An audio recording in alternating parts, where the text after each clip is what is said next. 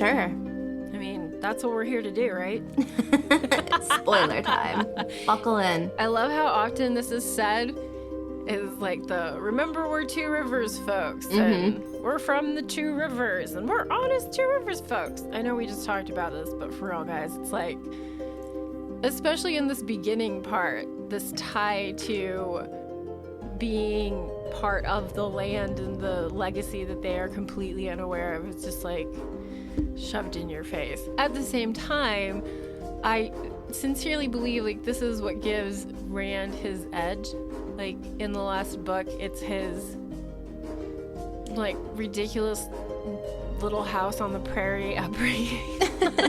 Well, and too, isn't it mentioned how it would have failed if he had not been brought up how he was? You know, like it's part of the prophecy. Yeah, the reason Lews Therin failed is because he didn't have the type of upbringing where Rand is deep down a good person and was able to overcome the horrific story that we are seeing from this point now up until the last book. So it's true. Yeah. I mean, he goes through several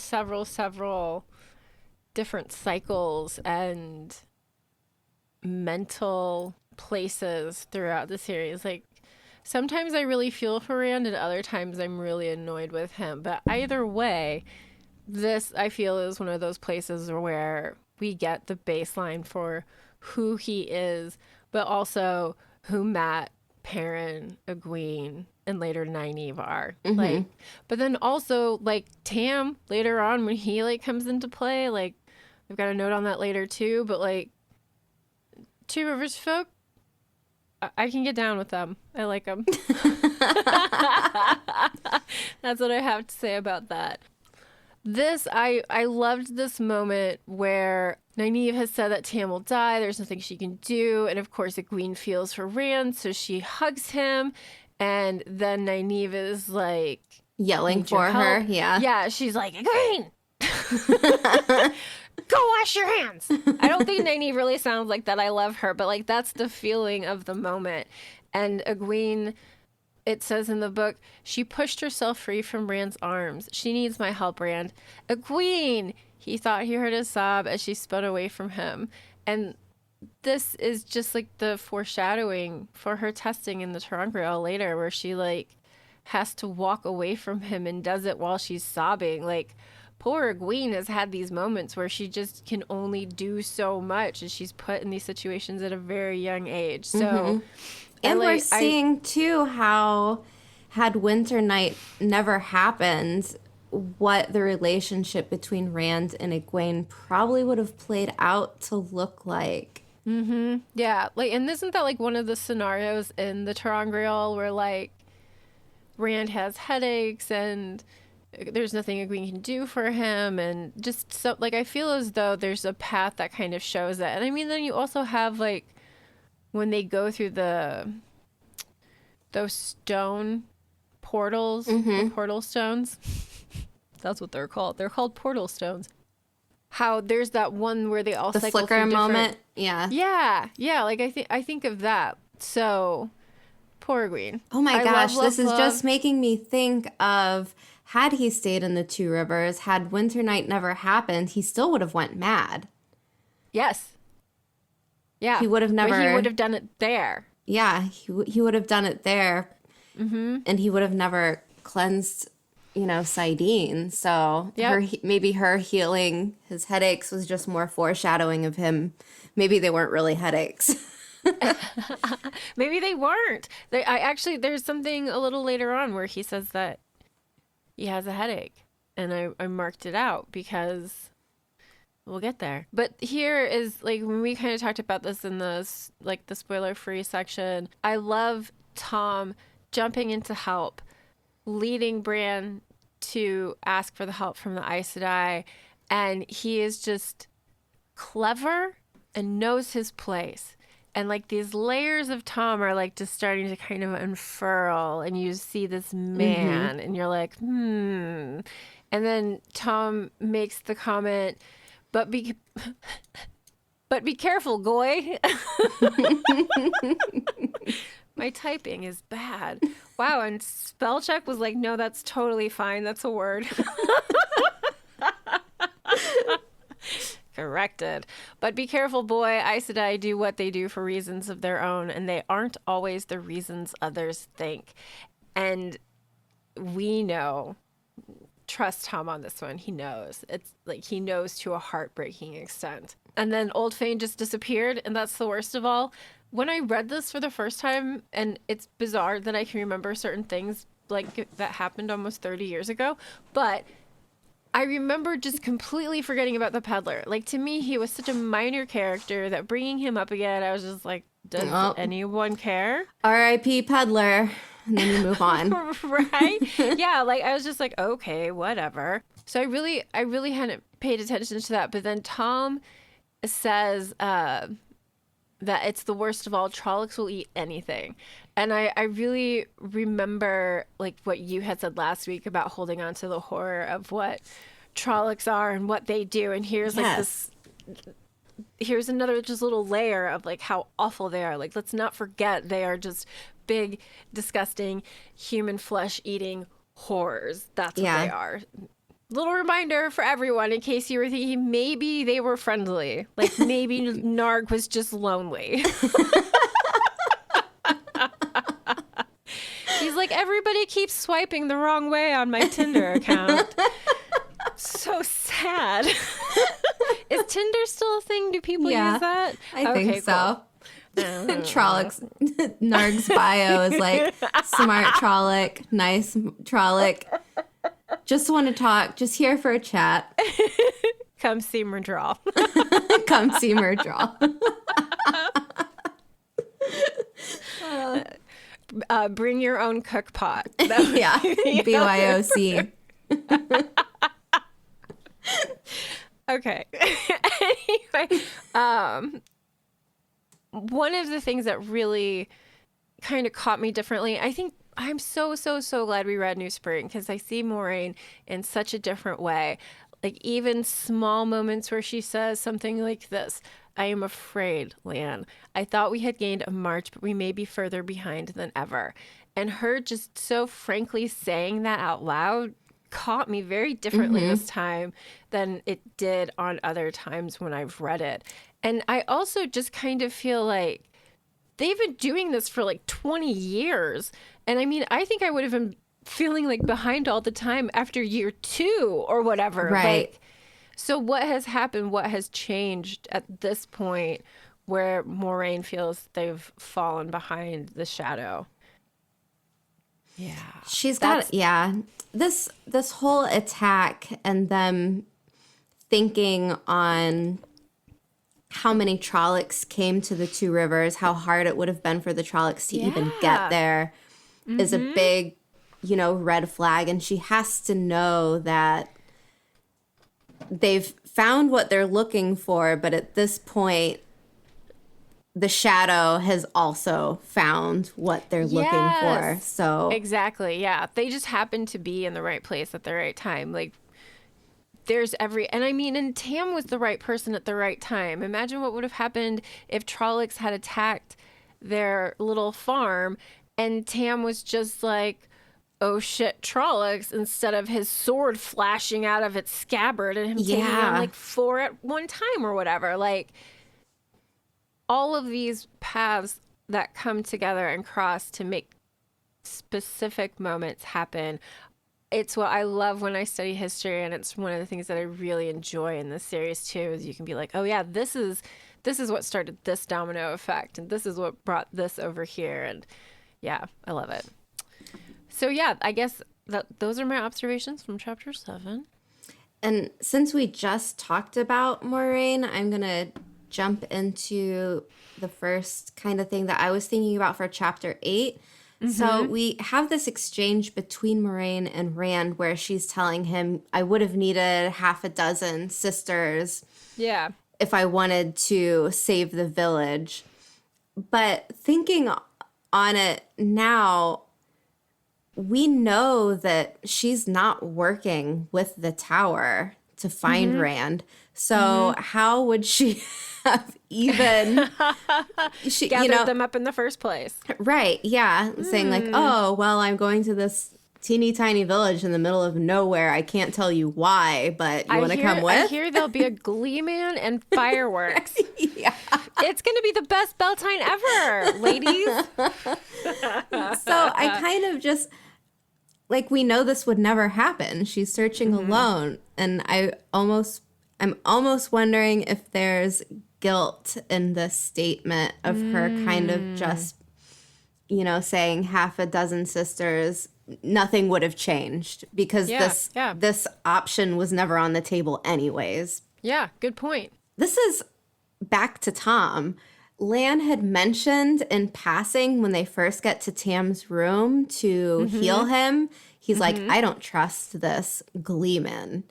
And Moiraine is like, no, like his cloak was singed, like he was attacked just like anyone else. And Rand is kind of not really thinking. He's obviously very worried about what's going on with his father. But we also have a moment where Tom pops up in the hayloft kind of and like scares the crap out of everyone. Yeah. And this is... there's a lot going on with Tom, and we are talking about his cleverness, his like desdemar, and him being very kind of like spry and deadly in a way that you don't really think of at first. And it's kind of interesting to see this dynamic between Tom and Lan, knowing that Tom will eventually become Moraine's warder. And Lan kind of being like, I don't trust this guy. So I didn't even think about that.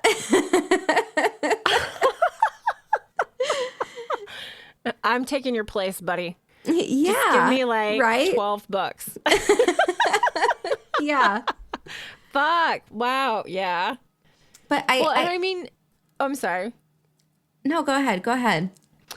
This is where Tom kind of starts to morph for me, if that makes sense. Like, just the way that he's initially introduced, you kind of think like stoop-shouldered older guy, like dun, dun, dun, dun, like almost like the weird creature in Labyrinth that has like the bird on its head. Do you know what I'm talking about?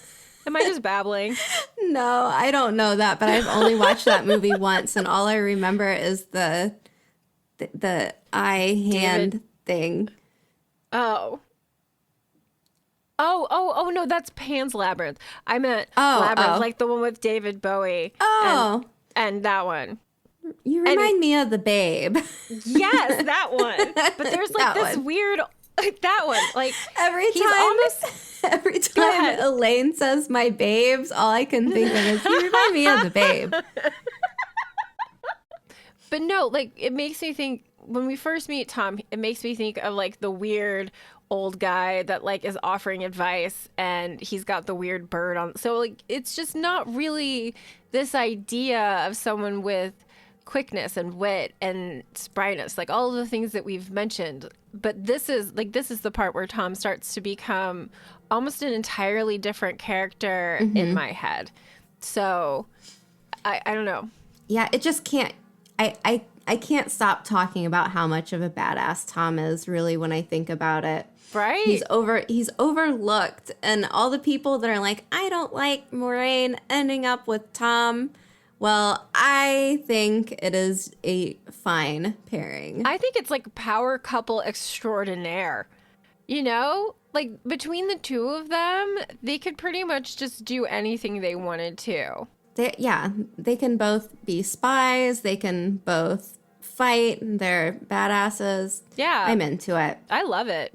I wouldn't even mind like a separate adventures of for those two. You know, like some things just need to happen. Maybe that's one of them. So, okay, we had talked about this before we started recording because Tracy's son Aiden is currently reading Eye of the World, and he is right here pretty much where we have finished off these chapters this week. And Aiden has come to a point in the book where he is just not feeling it anymore. Yeah. Yeah. And this is also, I don't know if I've talked about it, but Eye of the World is my least favorite book in the series. And I don't want people to think that I hate it or something. I definitely do not hate it. But when I was reading, I got to this point. I took a break after actually reading the prologue and stopped for a couple months, came back to it. And I think I was right about here where I took another long break. Yeah. And if it weren't for the audiobooks, I probably would have never gotten through Eye of the World. And thinking about it now, after being at these chapters, I kind of had a light bulb moment where I was able to put my finger on why Eye of the World might be my least favorite in the series. And I think what I've observed is there's so much telling versus showing, where we are just getting massive amounts of exposition dumps, where we are being told what this item is, what it does, what it means, where this place is, what the people from there are like. Yeah. And it kind of, especially from all the fast-paced to Trolloc attacks and everything going on, and then we kind of get these chapters where it's kind of like floating down a lazy river, and you're... Ooh, yeah, that's a really good description. It's not as action-packed, and I don't want to say that makes it boring. Right. But it can also be a little bit tedious when you want to get on with the story Exactly. and know where these characters are going. And it's not just that there's a lot of exposition, but it is like blunt, like lots of blunt descriptions and rapid fire exposition. Yep. So just in this in chapter 8, A Place of Safety, here are just a few things that we are told via Lan and Moiraine. And I think that I just am going to make this a thing, like lessons with Lan and Moiraine. So Lan tells us what a heron-marked blade means. Lan is explaining that carrion eaters are spies for the Dark One, and we don't even really know what the Dark One is at this point. Like, we know it's the bad guy, but you know, he's the big baddie, and that's all we know. Right? We are told what a Murdral is by, I believe it is Lan. He also tells us how they were created and how they act as a brain for a fist of Trollocs, and they have no eyes, but they can see like an eagle. And we also learn from Moiraine what healers are like now in relation to the Age of Legends. And when you're reading this book, you don't know what the heck the Age of Legends is. You're just like, okay, whatever. Right. I guess I'll keep reading. We see an Angreal for the first time. And, it's kind of like we're supposed to know, like, okay, here's this little woman carving that she pulled. Yeah.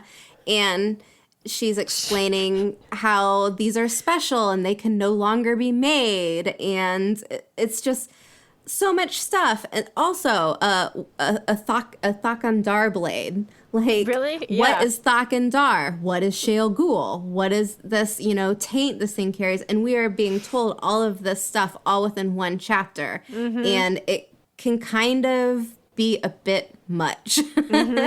Very. And I mean, there are people that love this kind of stuff, like world building is an amazing thing within these books, and I love it. But it's also hard for me to get into what's happening when I have to keep taking time out to be explained what these things are and what they mean. And I guess what I'm really just, to sum it up, if I think if it had been spaced out a little bit more, or if it wasn't so blunt, because there are moments too where we get descriptions of things where I'm like, oh, this is so cool, like this is interesting. But some of these things I'm just like, I don't know, I don't care. The Age of Legends, whatever. So I don't know. Maybe there are people out there like me that have gone through this as well. Oh, I did it. I don't know. I still do it to an extent. Like, especially at the beginning, I was looking for the next piece of adventure, and I just felt so overwhelmed by all of the terms that it took me a while to like kind of put everything together, but it only happened as I continued to read the series. Right. And I think I was intrigued enough to keep going. I mean, obviously, because I did. Here we are. I know, right? I mean, I guess I liked it just a little. Yeah. Understatement. But it was really like, I think the series picks up so much more as it goes forward, but I do think that it does exactly what you're saying. Like, I think one of the things that I mentioned to you before we started recording is that, like, in the Wheel of Time wiki page, the summary for the chapter is shorter than the list of, like, people, places, and things referenced within the chapter itself. And it was just ridiculous. Isn't it? Yeah. And like, how is so anyone much supposed to remember that? Yeah, so much to the point that Robert Jordan had to put a glossary in the back of a book. Exactly. And not only is there that, but some of these things that we learn about get brought up later, and we get a refresher and a reminder because this world is so expansive, and there are all of these things that we need to know.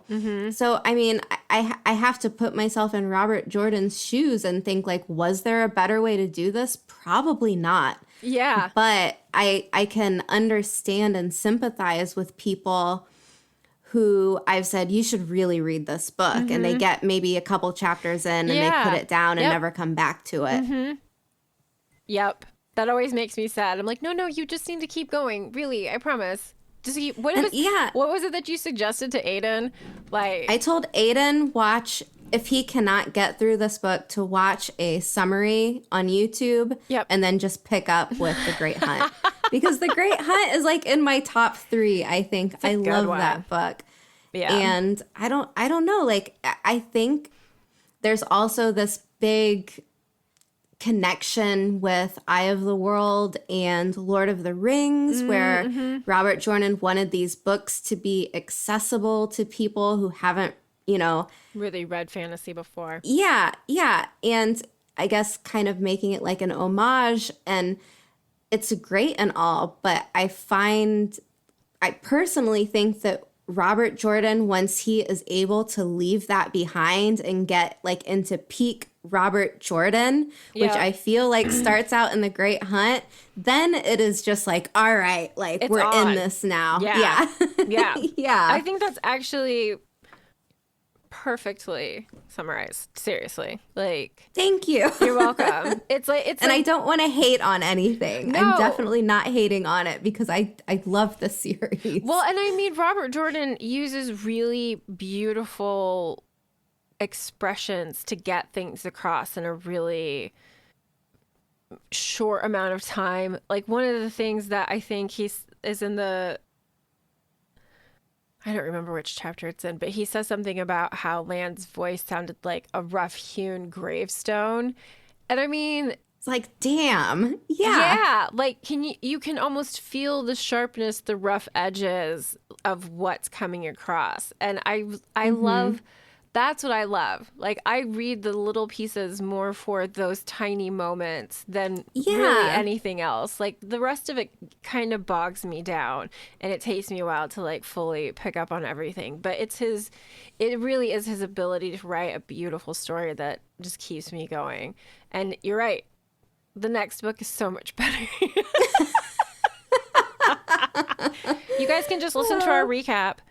And then you don't have to worry about reading it ever. It's pretty thorough, I'd say. There you go. Yeah, we got most of the really important parts. Maybe not the best of the lines, but, whatever. So are we safe to move on to chapter 9? Yeah. Awesome. Yeah. So Rand is having this nightmare. And he sees a mountain as black as the loss of all hope. He had never seen it before, but he knew it. The memory of it flashed away like quicksilver when he tried to touch it, but the memory was there. He knew it was there. And what I'm wondering is this really his memory? Like, is this the start of Lews Therin's memories kind of seeping into his own? Or I say yes. I think so too. Like, because I am assuming, and I don't know if it's ever really confirmed, this is a dream shard created by Shamael, but he's not just doing this to Rand, he's doing this to Mat and Perrin too, because they still don't know who they are supposed to specifically focus on. So this also then makes me wonder what happens with Mat and Perrin's dreams, because when we see them, they're very, very similar to what Rand goes through. Or, yeah, I guess, or maybe, too, the Ishamael is placing this thought into his dream to see if he recognizes it, and then he can be like, Lews Therin, I know you're in there somewhere. Yeah, you know what I mean? That was the other thing, because then there's, like, he knew the dance, but he didn't know it, and, like, he knew the words and understood them, even though it wasn't in the language that he understood. You know, like, there are just these weird little things throughout it that you're like, oh, okay, well, I guess that's happening.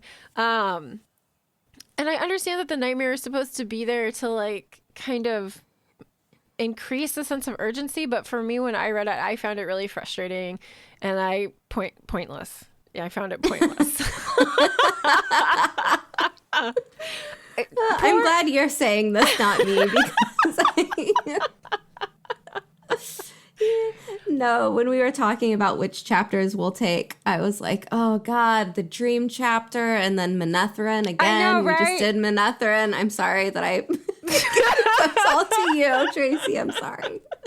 You know what? It's really okay. I had an interesting time pulling together notes for this, because I was just like, God, I feel like we just talked about so much of this stuff recently, you know? So I tried to, like, pull stuff in that we hadn't talked about.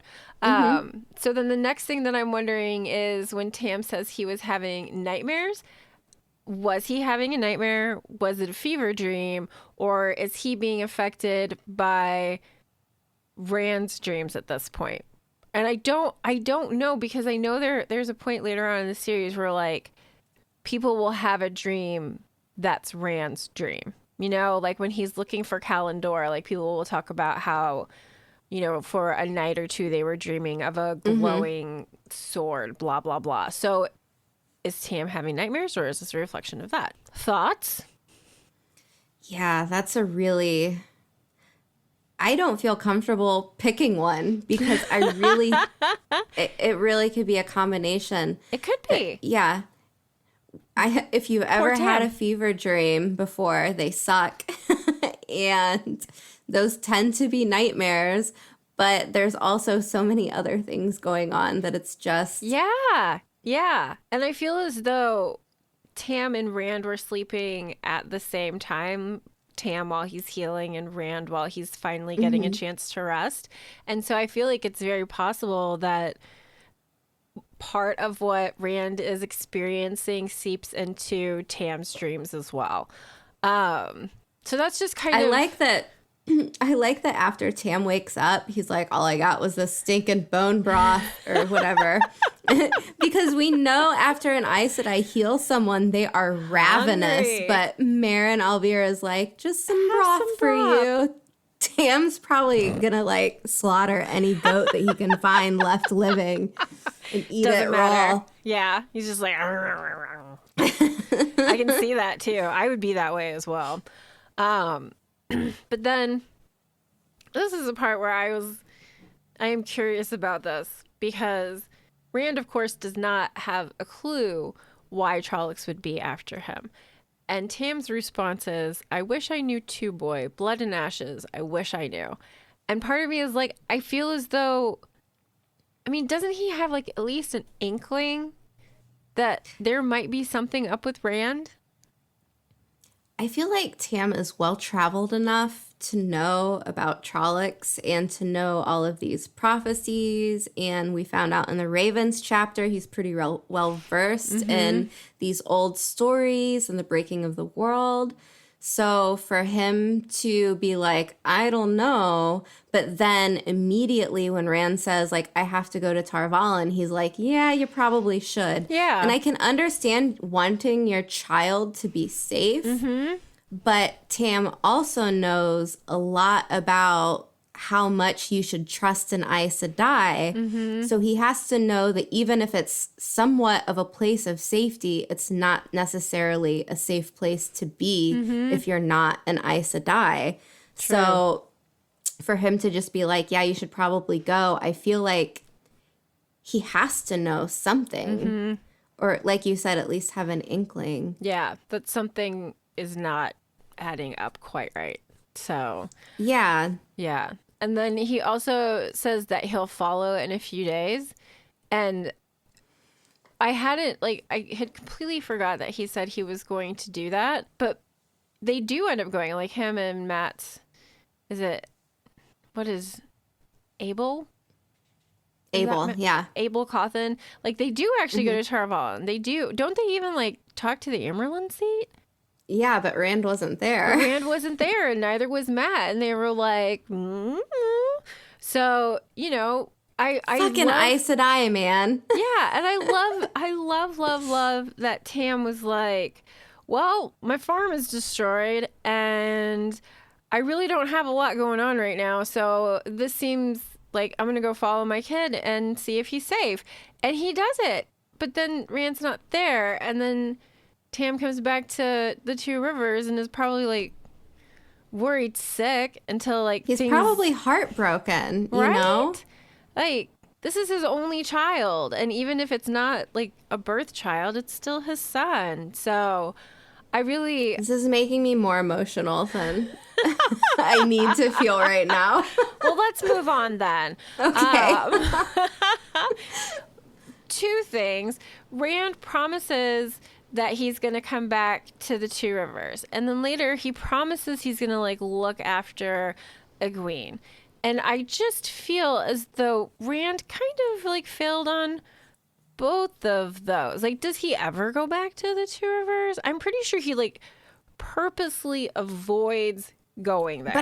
But I like, though, when they set off, he's like, I'll protect you, Eguin. And she kind of like ruffles his hair and she's like, we'll look out for each other. Yeah. You know what I mean? So I like how that dynamic was like left, where it's not like the man trying to look after the woman. She's like, we will look after each other. That's Rand al'Thor. That's a very good observation. Yeah. I think for me, it's more just the fact that, like, I don't know. I feel as though this is one of those examples where, despite best intentions, life can and will pull you in directions that you don't necessarily want to go into. And I'm not going to say that Rand is untrustworthy, because I don't think at the core that is who he is. It's just that sometimes you don't get a choice. And that's going to be a lot of Rand's story coming up. Yeah, there's no way he could go back to the Two Rivers, because if he does show up, then they will know that it means something to him, and they will continue pillaging and doing what they do. And he couldn't look out for Egwene because they get split up, and that's that. Right? I mean, yeah. And they really only come, let's see here. They both travel with the Aiel later on. But after that, they don't meet back up again until he visits Tar Valon and A Memory of Light? Yeah. No, it's before A Memory of Light. I think it's The Gathering Storm. Yeah. Yeah. But yeah, I mean, and at that point, we're going to look out for each other, even though Eguin didn't realize that was what was going to happen. Like, she was very strongly against him in that moment. But yeah, I just find that it's one of those things to just think about, and I overthink everything. So of course that's what's in there. During Moraine's Manetheren story, The only thing that I wanted to comment on is just the return of people to defend their home and how that's just foreshadowing later on for the Battle of Emond's Field and for how the Two Rivers archers show up for the last battle and other battles. I mean, it's just kind of amazing how these honest Two Rivers farmers and people. They go from this ragtag group of land being like, you're all gonna end up in a cook pot, to being these fearsome, dedicated warriors living up to Manetheren standard. For sure. I think they definitely earn like the thorn in the Dark One's foot. Or side, or wherever the Dark One has a tender point. Oh my. All right. And I think we've already shared all of our theories about the Manetheren, or like the story that Moiraine tells, and there's really not a lot else in that chapter that I have observations on. Do you have anything? No. It was, I mean, again, for all of the things that like happen in it, it's not a very eventful chapter. Yeah, and I mean too, like you kind of lose it's written so beautifully, Moraine's story, that you can almost like forget about what's actually being said and how the story goes, because it's very it's flowery and the prose is beautiful, but then if you actually like want to know the history, you have to kind of like dig around on the internet. I do really, really love the Mat is the bloodline of King Aemon, or King Aemon Reborn theory. We talk about that on the Manetheren episode. I love that. Yeah, it's just there's a lot of cool stuff with Manetheren. So if you are like into history of Wheel of Time, Manetheren's a cool thing to dig into. I agree. I really enjoy how that unfolds. And we did, like I said, we've done a whole episode on it, and I still feel like there are probably things we left out. Yeah. So leave taking. Chapter 10. It's exactly what it says it is. Bye guys. Have fun. Later. I just have to ask this question. How did Rand get like any supplies, like a change of clothes? Like, he had trudged through the woods and is wearing like dirty clothes that he slept in and sweat in and blah blah blah, and now he has to hop on a horse and ride away. Does he have a fresh change of clothes at any point? I know that when he gets Lan into the inn, Meryn Alvier gets a spare set of clothes for Tam. And I know Rand is pretty soiled, dirty himself. I would assume she gave him something to wear. Yeah. He's probably got some clean clothes that he's wearing now and the dirty clothes that he was wearing that night.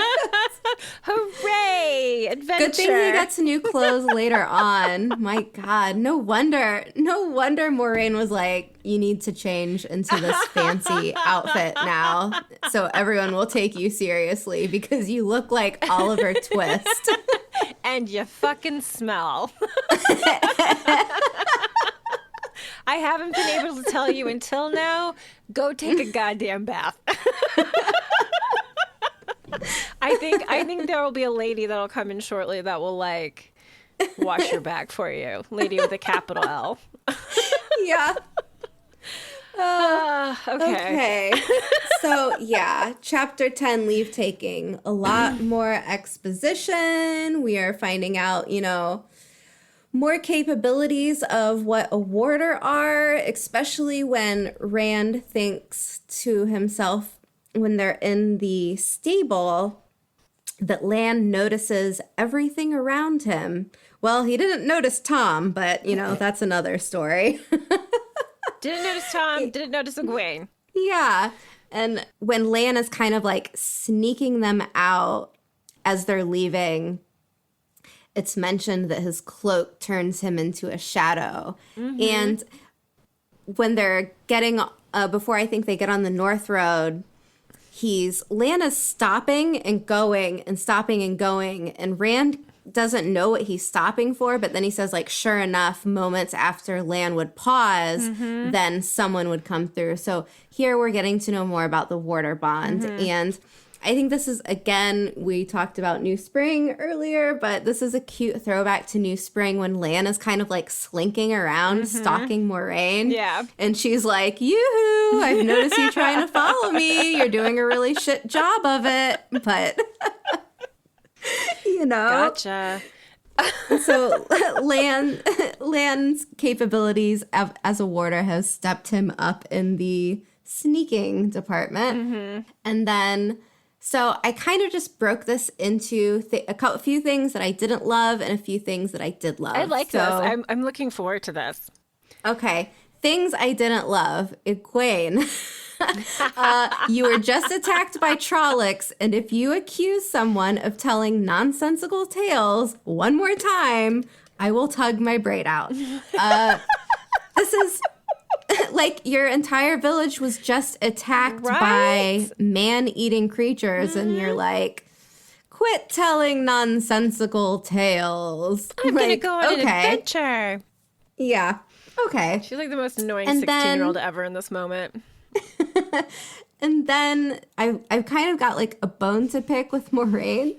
So she's like bordering on this omnipotent character at this moment where in this chapter she's talking, how many times she says like something is woven into the pattern, you know, like Moiraine can't read the future. She doesn't have foretellings. So anything that just walks in front of her path, she's like, I guess it's a part of the pattern. I'll let it slide. Yep. You know?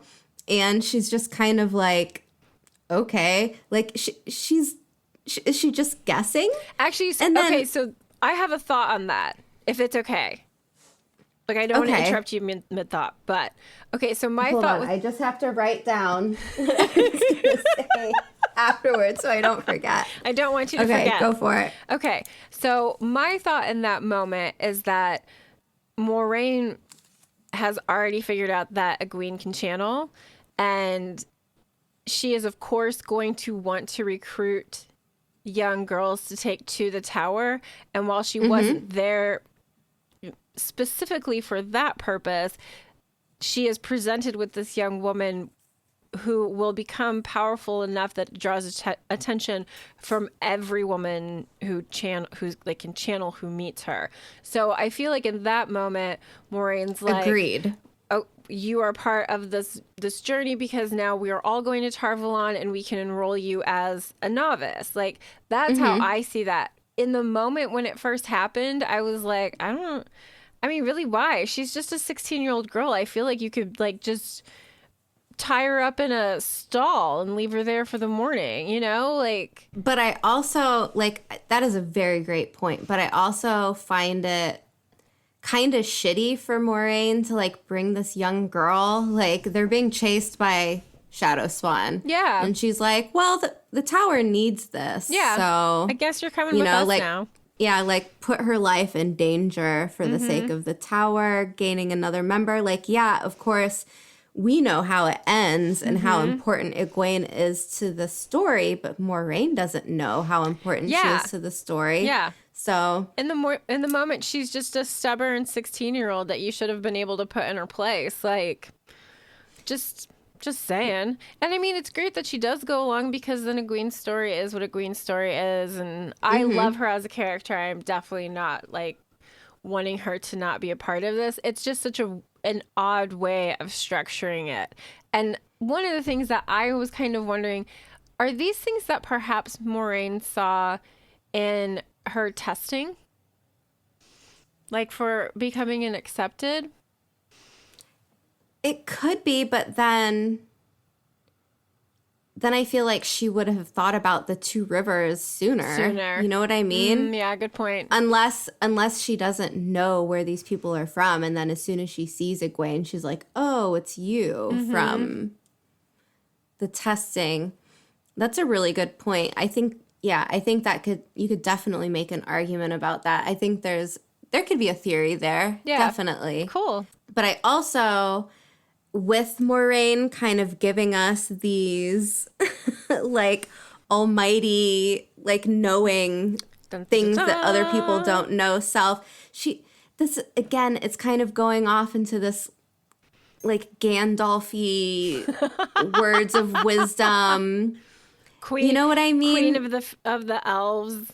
Galindria, what is her name? Did I get that right? Whatever her name is. That person. Well, she's just kind of it to me. Like, I don't know. I feel it's kind of like silly. Like, of course, it's great to get that line. Like, the wheel weaves as the wheel wills. Yeah, but I really want to see Rosamund Pike saying that tongue twister. I wonder if she's practicing. I want to see like the blooper reel. The blooper reel. Yeah, it'll just be like clip her stumbling through it. Clip blah blah blah. That's what would happen. Yeah. So I think what's also interesting is when Tom pops up, she's like, yeah, you're coming with us too, because it's a part of the pattern. It just like, makes sense. It's like, Moiraine, how do you know what the pattern wants, really? Because I remember a couple books later when you are fighting the pattern, kicking and screaming, Rand is off doing his own thing and you are trying to yank it. Like, you know, like it's like she's trying to like lasso a bull. Yeah. And she's getting dragged around. And she even tells Swan Sanche, like, look, you don't understand. I cannot get this kid to where I need him to go. And it's, you know, Taviran and the pattern wills its own way. And here she's just like, it's kind of like a 180, I feel like. Yeah. I don't know. I guess, I don't have anything. I think you're right. It's almost just like instead of her being like, well, Egwene needs to come with us because she has a part to play in this and alluding to it, it's like, no, it's the pattern. So I don't know. It's again, like I don't know what it is. I just don't like it. How about that? So things that I did love. When Tom appears and he says he's coming too, and Moiraine says it's woven into the pattern. Lan is like, well, Moiraine, was that a part of the pattern? And it was literally like he was reading my thoughts. Yes. Because the sarcasm is a 10, and I love it. I agree. And then, okay, another part that I really loved is just Perrin being the sweetest, most, like, gentle creature. He's feeling all sheepish about his axe, and Matt's kind of, like, mocking him and Rand. Matt's being kind of a dick. Yeah. And and this is actually some of the exposition parts that I really did love, because Perrin is explaining, you know, that Master Luhan made this axe for a wood buyers guild, but the customer didn't want to pay full price, so Master Luhan kept it. So now we're learning, like, that in this place, like, there are these guards and guilds and different type of structure with how jobs are and whatnot. And we're also learning about who Perrin is as a person, but it's not like Perrin was like, I'm Perrin and I'm kind of the big embarrassed one and shy. Like, we are learning this because he gets, like, flushed talking about how Master Luhan caught him playing, like, practicing with this axe. Yeah, and so Master Luhan just gave it to him. So, like, that was just a really sweet moment where I'm like, oh, Perrin, like, I just want to hug you. Like, you're just this big, lovable guy, and don't feel embarrassed to like an axe. Like, play with that axe. Do it. So, yeah. And is then that a t-shirt? Perrin, play with that axe. Play with that axe, boy. Yeah, but that's, I mean, really, that's all that I've got for that. The only thing that I had that I wanted to add for that one is it goes back to the axe as well, but the sword that Rand is carrying, the axe that Perrin has, and the bow that Matt is carrying are like three of the most important weapons in the series, and not just considering like who's carrying them. It's like throughout everything. So like if someone has a Huron marked blade, you know that that person's going to be skilled, like highly skilled. It doesn't matter who's carrying it. So when Rand loses his, it's not like it stops being an important part of the series. And I like that. I like that continuation of how things happen. And then of course with Perrin's axe, and later on when he like makes the new hammer for it instead and sets the axe aside, but how long he does carry it, like it's his like you think of Perrin, you think of his axe, at least I do, like it's just part of his persona. And then of course those bows, like the long bows, are like the military machine of that time period, that place, in that moment. Like study European history and you see exactly how important a longbow is, and we see it throughout the series. Like that bow that Lan's talking about in that chapter, and he's like, that's a weapon. I'm like, yeah, one of those Two Rivers dudes is actually gonna like save your ass with one of those bows. You're right. You are super right. And I just love like coming across little pieces like that while like reading over these sections. We still need to do a weapons episode. I was going to say, yeah. We have to do it. There are so many I almost weapons. feel like I've been wanting to do that one so long. There's pressure where like I want it to be perfect.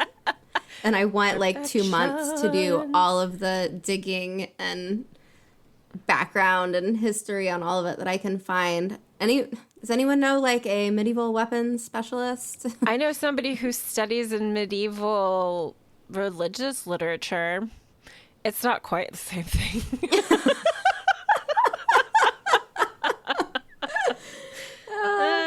I am helpful. Yeah. Helpful. Yeah. But I think that's really where I would say there's a lot going on in these chapters. We are learning a lot about this world, and I'm excited to get on the road to Tar Valon, even if they don't make it there. I'm looking forward to that part too. Like this upcoming part is one that I enjoy reading. Like I enjoy the first book. Yep, I'm just gonna leave it there. I just like it. I enjoy it too. I just think that it was a lot harder for me to get through that book than even some of the books that are considered a part of the slog. I find that so interesting. I love it. This is just my own personal opinion. I'm sorry. I don't want to offend anyone if this is your favorite book of the series. Hooray! There are so many great books in the series. Seriously. You should be able to love all of them, or hate on them if you want too. I don't care. It's the beauty of the series. Everyone can have a differing opinion. We can all like talk about it. I think it's just such a great way of making a social commentary in some ways too. Like the reflection that's in fiction comes from the real world so often. So I don't know. It's one of the things that I like about it. And I do have a tendency. I was working on stuff for work the other day, and I had 2 screens up like I usually do when I'm researching for the show, and then the next swipe over is 2 pages up for the William Wells walking tour that I'm working on, and I'm like, oh look, they're almost exactly the same. No wonder I love doing this. Like research and writing, you betcha. I got this. It's just fun. I enjoy it. I really enjoy it too. Otherwise, I wouldn't be doing this. I know, right? I got a lot of shit that takes up my time, but this is something that I love making time for. You know, it's so funny. I just opened up my notebook to scroll down notes, and here is our Shadow Spawn, my Shadow Spawn notes. From our episode? Yeah. My notes are weird. I've got Zomara, zombie shits. Murdral, Uncanny Valley. Jumara worm? Question mark. They're blight pollinators. Blight pollinators. Let's talk. You know what? Let's talk about this real quick because this is my wacky loony theory. Ooh. The Jumara worm actually is a blight pollinator, and it turns into a butterfly. We just haven't seen them yet because I don't know why, but maybe they died out. Maybe they're an endangered species. We don't really know. But the larval stage of the Jumara is the worm, and it's big and scary. So does anyone have a theory on where the big Jumara go? It's really the grown-up ones? No. What they look like? Butterflies, I like those.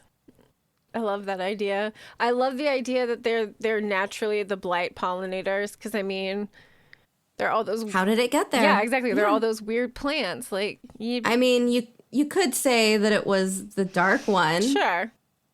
But it's so much more fun if it's a Jumara butterfly. I ordered the travel mug with that on it. I'm really excited. I almost got the Wolf Brother travel mug too.